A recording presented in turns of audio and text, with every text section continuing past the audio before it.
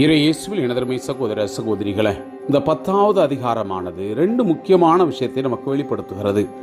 ஒன்று, எக்காலங்கள் 2 அவர்கள் வெள்ளி எக்காலங்களை செய்ய பணிக்கிறார்கள். அந்த எக்காலங்கள் 2ஐயும் செய்து எப்படி செய்ய வேண்டும் என்ற முறையிலையும் அது எதற்காகலாம் ஊத வேண்டும். முதலாக மக்கள் கூட்டமைப்பை கூட்டுவதற்கும் அல்லது கடவுளிடம் மக்களை அழைத்து வருவதற்கும் வெவ்வேறு காரணத்துக்காக இந்த எக்காலங்கள் வெவ்வேறு முறையிலே ஊதப்படுவதை நாம் இந்த அதிகாரத்தில் நாம் பார்க்கிறோம். அதனுடைய காரணத்தை தெளிவாக எடுத்து வைக்கிறார்கள். இதான் எக்காலம் இங்கிருந்து ஆரம்பமாகிறது. 2வது முக்கியமான விஷயம் இந்த அதிகாரத்தில் நாம் பார்க்கிறோம். இந்த மக்கள் எல்லாருமே பாளையம் இறங்கக்கூடிய, அங்கிருந்து புறப்பட்டு பாளையம் எப்படி இறங்குகிறார்கள், வரிசையாக ஒவ்வொரு குலமாக அவர்கள் கொடிகளை ஏந்தி கொண்டு கடவுளுடைய அந்த பேழையை தூக்கி கொண்டு இந்த பாளையம் இறங்குவதையும், அப்படி இறங்கும் பொழுது என்னென்ன செய்யணும் என்ற முறைகளையும் இந்த அதிகாரமானது எடுத்து வைக்கிறது. அப்படி எடுத்து வைக்கும் பொழுது கடைசியில் இதோ ஆண்டவருடைய அந்த வல்லம் நிறைந்த பிரசன்னத்தை உணர்ந்தவராய் மோசே அந்த பாளையம் 3 நாள் பயணத்துக்கு அப்புறம் அவர்கள் பாளையம் மறுபடியும் ஒரு இடத்துல தங்குகிறார்கள். அந்த இடத்துல ஒரு அருமையான ஒரு ஜபத்தை செய்கிறார், ஒரு பாடல் மாறி. ஆண்டவரே எழுந்தருளும், உம் பகைவர் சிதறண்டு போகட்டும், உம்மை வெறுப்போர் முன்னின்று ஓடி ஒளியட்டும் என்று கூறுவார்.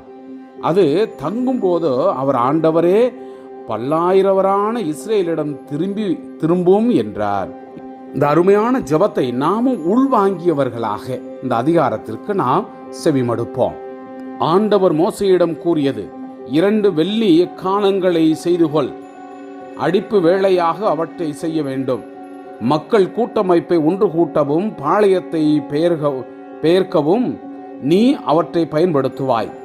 அவை 2ம் ஊதப்படும் போது மக்கள் கூட்டமைப்பு முழுவதும் சந்திப்பு கூடார வாயினில் முன்னே ஒன்று கூட வேண்டும்.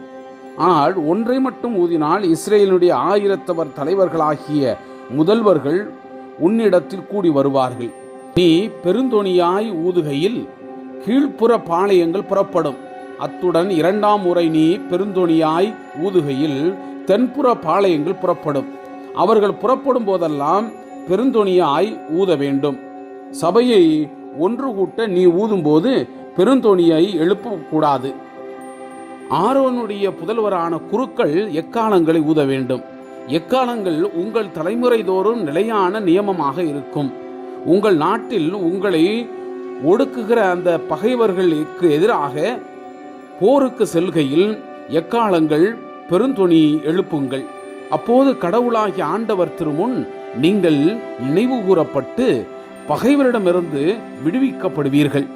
மகிழ்ச்சியின் நாள் குறிக்கப்பட்ட அந்த திருநாட்கள், மாத பிறப்புகள் ஆகியவற்றில் நீங்கள் எரிபலியையும் நல்லுறவு பலியையும் செலுத்தும் போது எக்காலங்களை ஊதுவீர்கள். அவை கடவுள் திருமுன் உங்களுக்கு நினைவூட்டுதலாக பயன்படும். நானே உங்கள் கடவுளாகிய ஆண்டவர். 2ஆம் ஆண்டு 2ஆம் மாதம் 20ஆம் நாள் உடன்படிக்கை திரு உறைவிடத்தினுடைய மேலிருந்து மேகம் எழும்பியது. இஸ்ரேல் மக்கள் சீனாய் பாலை நிலத்திலிருந்து பகுதி பகுதியாக கடந்து சென்றனர். பாரான் பாலை நிலத்தில் மேகம் தங்கிற்று. மோசே வழிவந்த கடவுளுடைய கட்டளைப்படி இப்பொழுது முதன்முறையாக அவர்கள் புறப்பட்டனர். யூதா மக்களது பாளையத்தின் கொடி அவர்களை சேர்ந்த கூட்டத்தவரோடு முதலில் புறப்பட்டது. அவர்கள் படைத்தலைவன் அமினதாபினுடைய மகன் நகோசன். இசக்கார் மக்கள் குலத்தினுடைய படைத்தலைவன் குவாரின் மகன் நெத்தனியேல். செபுலோன் மக்கள் குலத்தினுடைய படைத்தலைவன் கெலோனின் மகன் எலியாபு.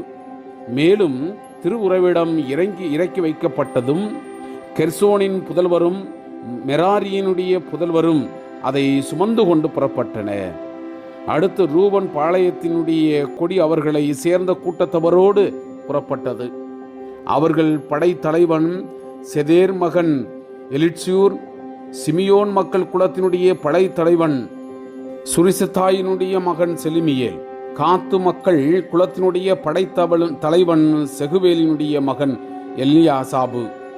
பின்னர் கோகாத்தியர் தூய பொருட்களை சுமந்து கொண்டு புறப்பட்டனர். அவர்கள் போய் சேரும் முன் திரு உறவிடம் எழுப்பப்பட்டிருந்தது. அடுத்து எப்ராயிம் மக்களது பாளையத்தினுடைய கொடி அவர்களை சேர்ந்த கூட்டத்தவரோடு புறப்பட்டது. அவர்களுடைய படைத்தலைவன் அமிகூத்தினுடைய மகன் எலிசாமா.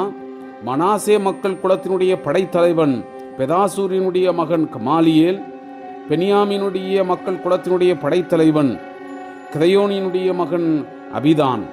அனைத்து பாளையங்களுக்கும் பின் காவலாக தான் மக்களது பாளையத்தினுடைய கொடி அவர்களை சேர்ந்த கூட்டத்தவரோடு புறப்பட்டது. அவர்களுடைய படைத்தலைவன் அமிசதாயினுடைய மகன் அகியேசர்.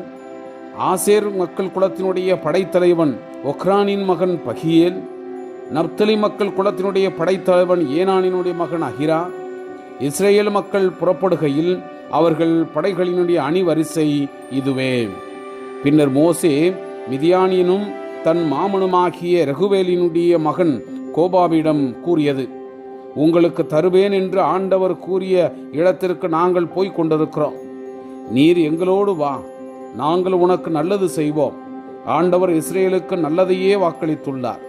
அவனோ அவரிடம், நான் வரமாட்டேன், நான் என் சொந்த நாட்டுக்கு என் இனத்தவரிடம் போவேன் என்றான். அதற்கு அவர், எங்களை விட்டு போகாதிருக்கும்படி உன்னை வேண்டிக் கொள்கிறேன். பாளையனிடத்தில் எப்படி பாளையம் இறங்க வேண்டும் என்று உனக்கு தெரியும். எங்களுக்கு நீ கண்களாயிருப்பாய்.